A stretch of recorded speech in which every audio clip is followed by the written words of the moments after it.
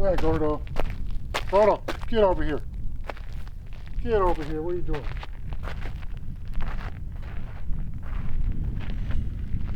You get over here. Here, Gordo. Come on. Come on. Come here. Come on. I want to make sure I keep an eye on you. Come here, Gordo. You wandering out too far. Come here. Come on. You're going to get in the shot, too. Oh, you're going to be in the shot, too. Okay? I'm going to get you in the shot, too. Alright. Hello, everyone. Today we're going to take a look at how I fit 600 watts of solar on my tiny Kimbo truck camper. Now I've had a few questions about it and my setup, and it's rather unique. It's not the first time I've done solar on drawer slides, but yeah, this is a little bit different take on that. So you're going to see all about that, and you're going to see what I'm doing with all that power and where it's going, where I store it, the batteries and charging system, and how I've got my electrical system set up in the Kimbo. But it's definitely not stock anymore. So a lot to cover. Let's get started.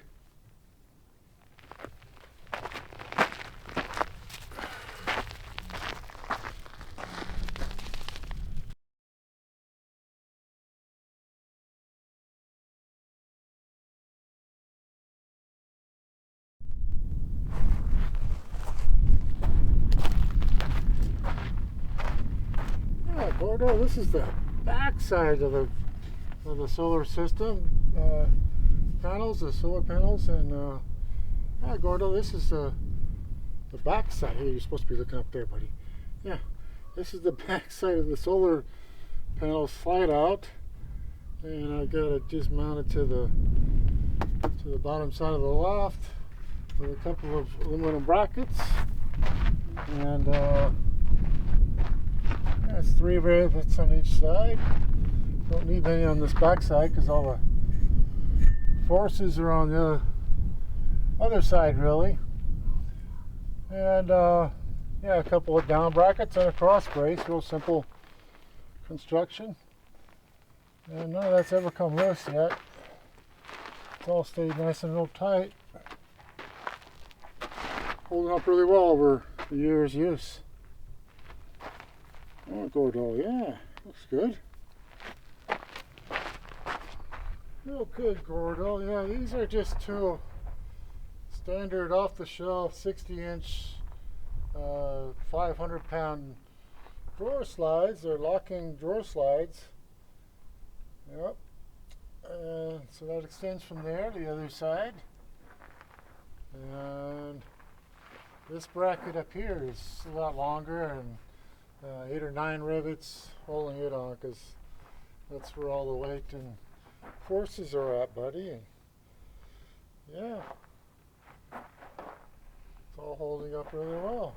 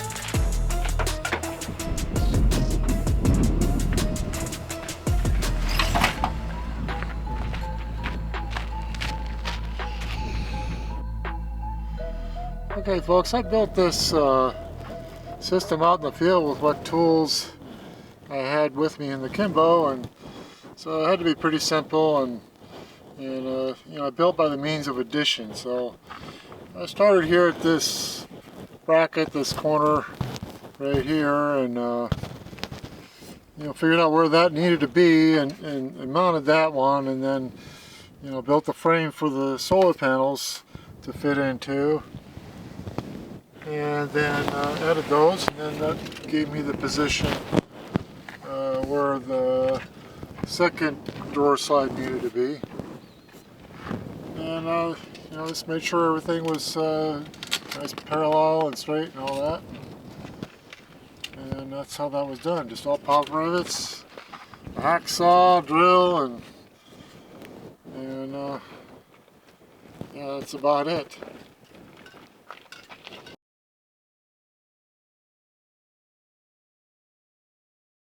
Okay, folks, we're in the Kimbo now, and you know, Gordo's laying here taking a nap on his little bed here, and yeah, so I still have the EcoFlow there. It's not powering the Kimbo anymore. It's just use that to charge all my various devices, the laptop and camera batteries and all that stuff. And yeah, the Kimbo is being powered by the SOK batteries and the inverter that I have with that, the G&L 2200 watt inverter I have with that, which I have all underneath this air conditioning unit. It was an obvious place to put the batteries, since you couldn't really use that space for walking or standing underneath the air conditioning unit. And that's worked out well for the 2 years now. I have no issues. The EcoFlow charges off the SOK batteries. Probably not the most efficient way to keep it, but yeah, it just thinks it's plugged into a cigarette lighter all the time. And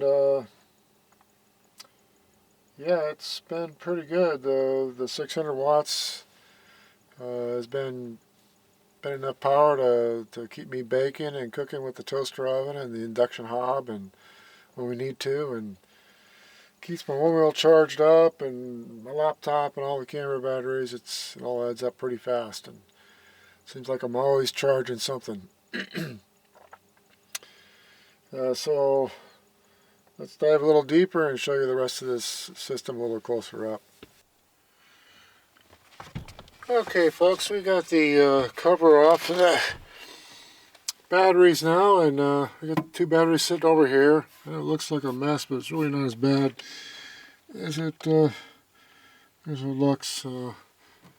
There's some extra cable here I need to cut down, but yeah, we have a disconnect, you know, the shunt and the main fuse back there in the back, and down over here, buried in here, is the shore power charger, 30 amp shore power charger, and the solar power controller down there, dual pole shut off switch for the solar panels, and you know, custom cables I made myself. Nice big thick cables, nothing gets hot there. And then a 2200 watt G&L inverter here.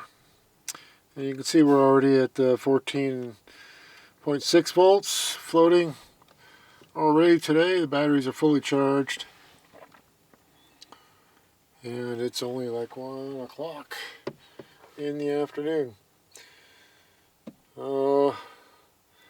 Yeah, these batteries have done well. You can get these for about half the price I paid them for them back then, but it's 206 amp hours and 2636 watt hours each, 2 of them. That's 412 amp hours, and they've done real well. I have no issues with any of these things I put in here. Now all this will come right out. It's all mounted to a wood frame. All you got to do is disconnect the batteries, move this panel, and get the batteries out because they're heavy, and then this whole thing will slide right out of there.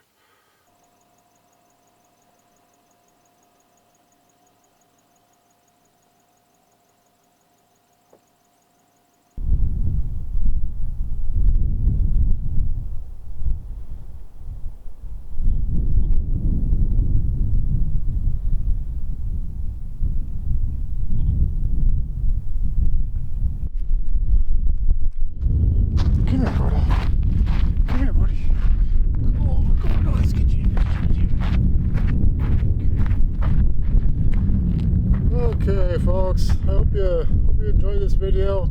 Hope it gave you some ideas for your solar setups, and if so, give it a thumbs up. And if you're not subscribed, consider subscribing. We try to make a video every week, and sometimes we slip, and it goes a couple weeks. But yeah, we try to make a video every week, and we hope to see you there. But most of all, have a great day.